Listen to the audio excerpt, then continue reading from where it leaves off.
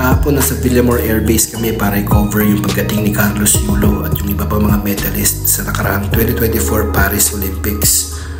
Pagpasok sa waiting area, nagkanya-kanyang hanap ng upuan yung mga reporter at mga photographers. Mula sa unang info ng 3 PM, bila naging 5 PM, tapos maya-maya sinabi meron pang konting delay kaya yung 5 PM naging 7 PM. So una namin ginawa habang naghihintay ng oras, chinek muna namin yung lugar kung saan kami pwedeng pumwesto.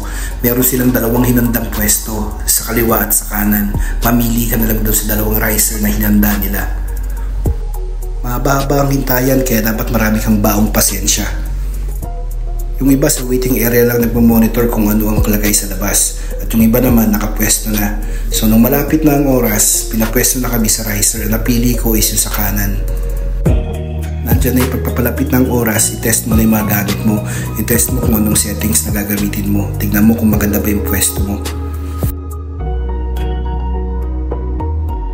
Habang tumatagal ang oras, pakunti-kunting inaagaw ng dilim ang liwanag.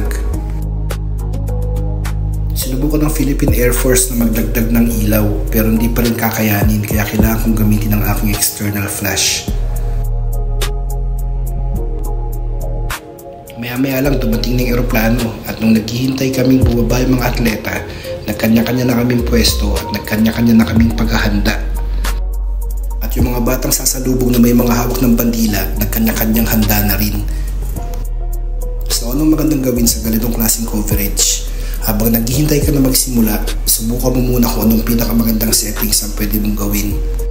Kumuha ka ng mga test shots para siguraduhin mo maganda ang exposure mo. Unang-unang bumaba ng eroplano yung mga staff, mga atleta at yung mga iba't ibang opisyal ng Philippine Olympic Committee at ng Philippine Sports Commission.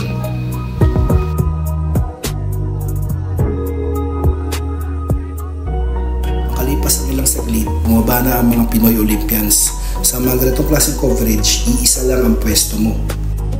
Abangan mo yung mga iba't ibang mga reaksyon ng mga atleta, yung pagkamay nila sa mga bata, pagkakaway nila at kung ano-ano pa. Isa sa mga unang bumaba ay yung mga hindi nanalo ng medals pero tinuturog pa rin natin silang bayani din sa pakikipaglaban nila para sa bayan. At maya-maya ito na, dumating na ang dalawang bronze medalist at ang nag-iisang 2-time gold medalist na si Carlos Yulo. Magkasabay si Nesty Petesio at si Carlos Yulo na bumaba ng eroplano habang may dalang bandila. Paglabas pa lang nila ng eroplano, simulan mo ng pumitik, abangan mo yung mga magagandang reaksyon at yung mga magagandang gagawin nila pagbaba nila. Nandyan yung tinataas nila yung flag, nandyan yung nakikipagkamay sila sa mga bata, nandyan yung mga reaksyon ng mga bata na nakangiti habang nakikita sila, yung excitement ng mga tao. Lahat yun dapat makapture mo. Sabi nga nila, sundan mo hanggang mawala sa paningin mo. Wala po masabi, sobrang thankful po talaga. Maraming salamat po sa mga nagdasal, sumuporta sa amin, mga atleta na naglaro sa Olympics. Hindi po nasayang yung pagpupuyat nila para mapanood kami at ipagdasal. Maraming salamat, panalo namin po ito. Panalo natin ito lahat po. Salamat po. Maraming salamat din po. Grabe, beyond blessed and grateful po talaga na maraming sumusuporta sa aming mga atleta Pilipino.